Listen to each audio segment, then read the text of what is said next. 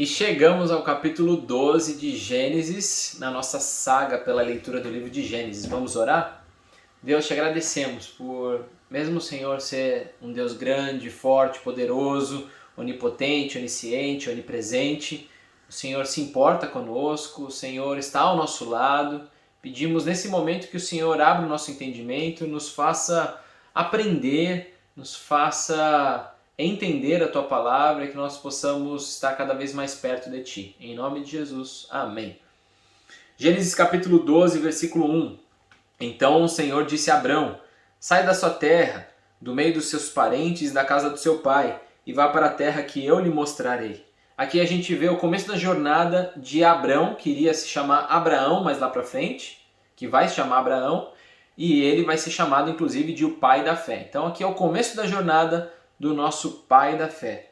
E o que chama atenção nesse versículo é que Deus está chamando ele para um local e não está dizendo onde que é. Eu vou te mostrar. Simplesmente saia e vamos lá, que aí eu te mostro onde que é esse local. Versículo 2. Farei de você um grande povo e o abençoarei. Tornarei famoso o seu nome e você será uma bênção. Lembra de Babel? O pessoal estava querendo tornar o seu próprio nome famoso e Deus vai lá e repreende a galera. Aqui nós vemos o deleite de Deus de pegar o nome do seu servo e tornar esse nome famoso. O Senhor tornando o nome do seu servo famoso. Versículo 3. Abençoarei os que o abençoarem e amaldiçoarei os que o amaldiçoarem. E por meio de você, todos os povos da terra serão abençoados. O que significa isso aqui? Todos os povos serem abençoados? Da linhagem dele até chegar lá em Jesus.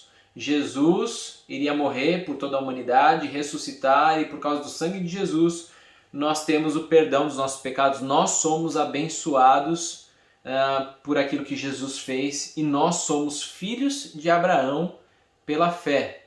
Então a gente vai ver em Mateus capítulo 1 a genealogia vindo desde Adão, passando por Abraão e chegando até Jesus. Então é uma menção a Jesus aqui, sem citar o nome dele, assim como a gente viu em Gênesis capítulo 3, versículo 15. Versículo 4. Partiu Abrão como lhe ordenara o Senhor, e Ló foi com ele. Abrão tinha 75 anos quando saiu de Harã. Aqui fica uma grande discussão. Será que Ló tinha que ir com Abrão ou não? Será que ele tinha que ficar? É claro que quando Deus está chamando Abrão, ele está chamando Sarai também. Porque quando se casam, são uma só carne. Deus não estava chamando Abrão, deixa aí seus parentes, deixa sua mulher inclusive, e vai para a terra onde eu vou mostrar. Não, eles são uma só carne e vão juntos. Agora a gente não sabe se Abrão tinha tomado Ló como seu filho por causa da morte do seu irmão. Então pegou o sobrinho e falou: agora você vai ser meu filho querido, então a gente vai junto para onde eu tiver que ir, você vai junto. Então, tinha que ir ou não? Uma boa pergunta. A questão é que ele foi. Versículo 5. Levou sua mulher Sarai, seu sobrinho Ló, todos os bens que haviam acumulado e os seus servos, comprados em Harã. Partiram para a terra de Canaã e lá chegaram. Abrão atravessou a terra até o lugar do carvalho de Moré, em Siquém. Naquela época, os cananeus habitavam essa terra. Versículo 7. O Senhor apareceu a Abrão e disse: a sua descendência darei essa terra. Abrão construiu ali um altar dedicado ao Senhor que lhe havia aparecido. Fruto de um coração agradecido. Abrão não precisava de um texto como Malaquias 3:10 ou ficar procurando outro texto bíblico para ver se tinha que dar ofertas, tinha que dar dízimos, tinha que oferecer, fazer um altar ou não. Ele simplesmente tinha um coração agradecido e ele falou: vou fazer um altar ao Senhor. Versículo 8. Dali prosseguiu em direção às colinas a leste de Betel, onde armou o acampamento, tendo Betel a oeste e Ai a leste. Construiu ali um altar dedicado ao Senhor e invocou o nome do Senhor. Depois Abrão partiu e prosseguiu em direção ao Neguebe. Versículo 10.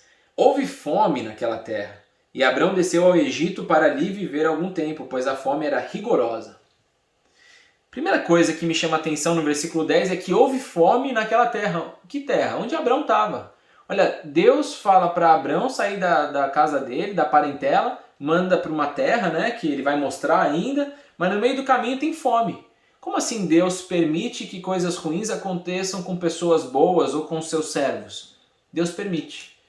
E o que ele esperava, ou o que a gente esperava também, fica uma expectativa do que vai ser chamado de o pai da fé, que a gente esperava dele? Que ele consultasse o Senhor. Deus, me acuda, eu estou com fome, tá tendo dificuldade aqui. Primeira coisa que ele deveria ter feito. E ele não fez. A gente não vê aqui nenhuma descrição de ele ter feito isso. E ele toma a decisão de ir para o Egito. Versículo 11.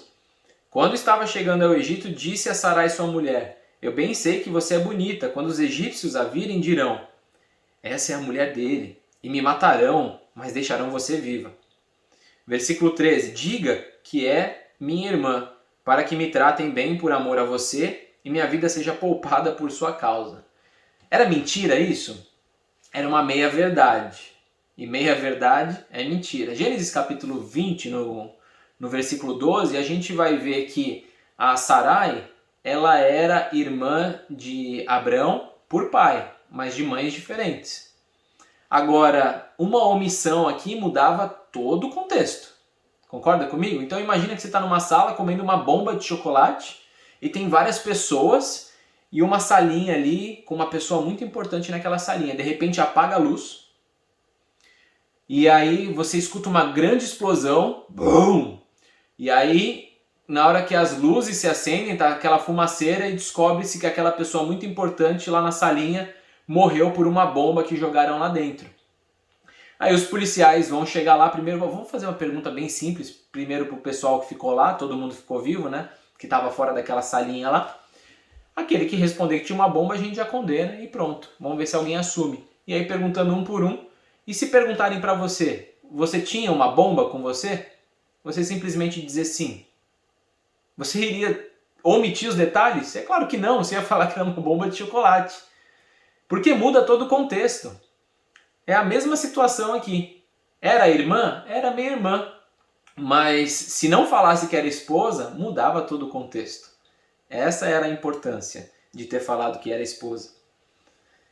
Quando Abrão chegou ao Egito, viram os egípcios que Sarai era uma mulher muito bonita. Vendo-a, os homens da corte do faraó a elogiaram diante do faraó e ela foi levada ao seu palácio. Ele tratou bem Abrão por causa dela. E Abrão recebeu ovelhas, bois, jumentos, jumentas, servos e servas e camelos. Olha só, o cara está recebendo um monte de bens e a mulher dele lá com o faraó. Eu vejo mais uma vez aqui na Bíblia os heróis sangrando, os heróis cometendo atitudes que não deveriam cometer. Como assim o pai da fé não consulta a Deus, vai para o Egito e quando chega no Egito quer dar o seu jeitinho e não confia em Deus também?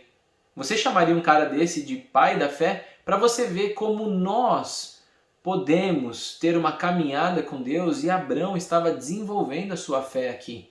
Talvez você olhe para você mesmo e fale assim: nossa, eu não sou grande na fé, eu às vezes tenho minhas falhas, minhas dúvidas. Abrão também titubeou no começo. Veja que ele não é um objetivo inalcançável. Abrão, ele era ser humano também. Versículo 17. Mas o Senhor puniu o faraó e a sua corte com graves doenças por causa de Sarai, mulher de Abrão. A gente não vê aqui a descrição da punição de Abrão e Sarai, mas a gente sabe que todo pecado tem consequência. Mas aqui nós vemos a misericórdia de Deus para com Sarai, que estava aí no meio dessa salada toda. Versículo 18. Por isso o faraó mandou chamar Abrão e disse: o que você fez comigo? Por que não me falou que ela era sua mulher? Por que disse que era sua irmã? Foi por isso que eu a tomei para ser minha mulher. Aí está tua mulher, tome e vá. Versículo 20. A seguir o faraó deu ordens para que providenciasse o necessário para que Abrão partisse com a sua mulher e tudo o que possuía. O grande homem de fé vacilou um pouco no começo. Mas a reflexão que eu gostaria de trazer hoje é justamente sobre isso. Sobre a atitude de Abrão diante de uma dificuldade, diante de uma situação adversa. Nós podemos aprender nesse texto com Abrão ao que não fazer quando a gente tiver uma situação adversa que o Senhor permitiu que a gente vivesse. Isso vai desde a nossa vida profissional até a nossa saúde. De repente você está passando por uma situação financeira muito delicada agora. E o que você faz primeiro? Deus não quer que a gente vá ao Egito. E o que significa ir ao Egito? É buscar a nossa solução para o negócio antes de consultar ele. De repente, era até para Abrão ir para o Egito.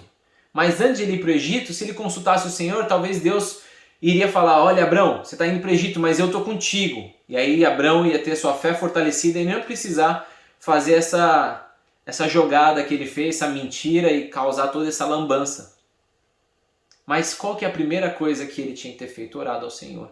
Quando você está passando uma situação financeira, por exemplo, ore ao Senhor, consulte ao Senhor primeiro. E depois faz o que tem que fazer, vai atrás de capacitação profissional, imprime um monte de currículo e vai procurar emprego.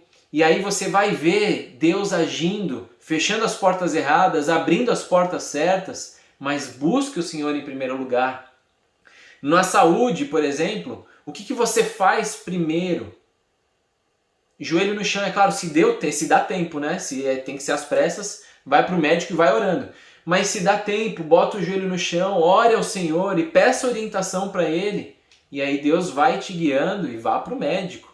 De repente Deus quer te curar através do médico, você não sabe. Então quando a situação aperta, corra para o Senhor.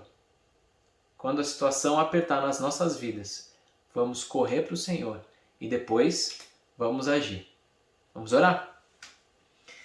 Deus, nós te agradecemos pela tua palavra, obrigado por mostrar a nós, inclusive, os erros dos grandes homens da Bíblia, nesse caso Abrão, que vai ser o Abraão e vai ser chamado de homem da fé. Vemos que no começo da caminhada aqui, no chamado dele, ele titubeia um pouco, ele tem um pouco de dúvida, a sua fé esmorece. Obrigado porque nós podemos aprender até com os erros dele. Deus, nos ajuda a ter mais fé, nos ajuda a acreditar no Senhor, nos ajuda a viver com o Senhor e experimentar da tua provisão, e experimentar dessas portas que o Senhor fecha, das portas que o Senhor abre, das portas erradas que o Senhor fecha, das portas certas que o Senhor abre. Nos ajuda a experimentar disso. Em nome de Jesus. Amém.